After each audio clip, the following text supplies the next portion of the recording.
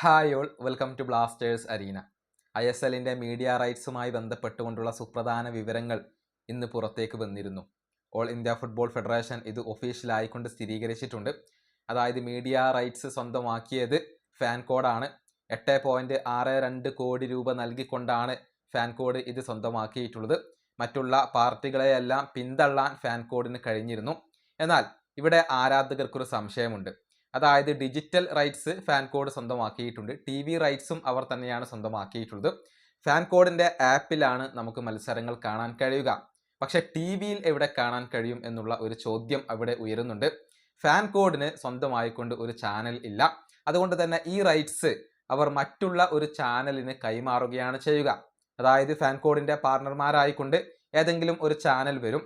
ആ ചാനൽ ഏതായിരിക്കും എന്നുള്ളതാണ് ആരാധകർ ഉറ്റുനോക്കുന്ന കാര്യം. ഇതുവരെ തീരുമാനമായിട്ടില്ല എന്നാണ് ഇപ്പോൾ അറിയാൻ സാധിക്കുന്നത്. ആശിഷ് നേഗി പറഞ്ഞിട്ടുള്ളത് മറ്റു ചാനലുകളുമായി ഇപ്പോൾ ചർച്ചകൾ നടക്കുന്നുണ്ട്, പക്ഷേ അന്തിമ തീരുമാനത്തിൽ എത്തിയിട്ടില്ല. ഇത് തന്നെയാണ് മാർക്കസ് മെർഗുലാവോ ഒരൽപ്പം മുൻപ് സ്ഥിരീകരിച്ചിട്ടുള്ളത്. അതായത് ചർച്ചകൾ ഇപ്പോൾ ഫാൻകോഡുമായി പുരോഗമിച്ചുകൊണ്ടിരിക്കുകയാണ്. പല ചാനലുകളും ചർച്ചകൾ നടത്തുന്നുണ്ട്. തീരുമാനമായിട്ടില്ല എന്നാണ് ഇവർ റിപ്പോർട്ട് ചെയ്തിട്ടുള്ളത്. നമുക്കറിയാം, സോണി സ്പോർട്സും സീ സ്പോർട്സും നേരത്തെ താല്പര്യം പ്രകടിപ്പിച്ചിരുന്നു.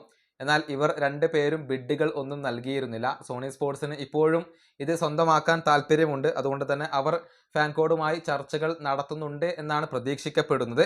ഏതായാലും തീരുമാനമായിട്ടില്ല എന്നാണ് ഇപ്പോൾ അറിയാൻ സാധിക്കുന്നത്. ഫാൻകോഡ് ആ ഒരു ഉടമസ്ഥാവകാശം മറ്റു ചാനലിന് കൈമാറും. അങ്ങനെയാണ് TV ടെലികാസ്റ്റിംഗ് തീരുമാനമാവുക.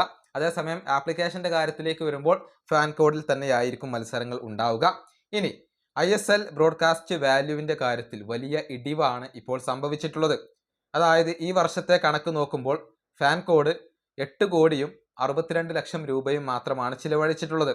ആകെ 91 മത്സരങ്ങളാണ് ഉള്ളത്.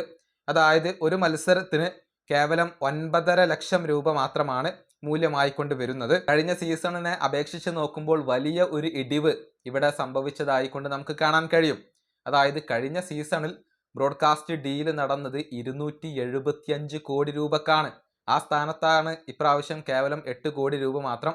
കഴിഞ്ഞ സീസണിൽ 163 മത്സരങ്ങൾ ഉണ്ടായിരുന്നു. അതായത് ഒരു മത്സരത്തിന്റെ മൂല്യം 1.68 കോടി രൂപയായിരുന്നു. ആ സ്ഥാനത്ത് അതിപ്പോൾ കേവലം 9.5 ലക്ഷം രൂപയായിക്കൊണ്ട് കുറഞ്ഞിട്ടുണ്ട്.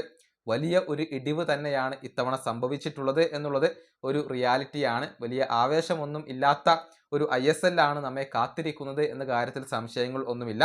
ഏതായാലും ഇങ്ങനെയൊക്കെയാണ് കാര്യങ്ങൾ വരുന്നത്. ഇനിയിപ്പോൾ ഏത് TV ചാനൽ ടെലികാസ്റ്റ് ചെയ്യണം എന്നുള്ളത് ഫാൻകോഡാണ് തീരുമാനിക്കുക. ഈ വീഡിയോ അവസാനിപ്പിക്കുന്നു. അടുത്തൊരു വീഡിയോയിൽ കാണാം.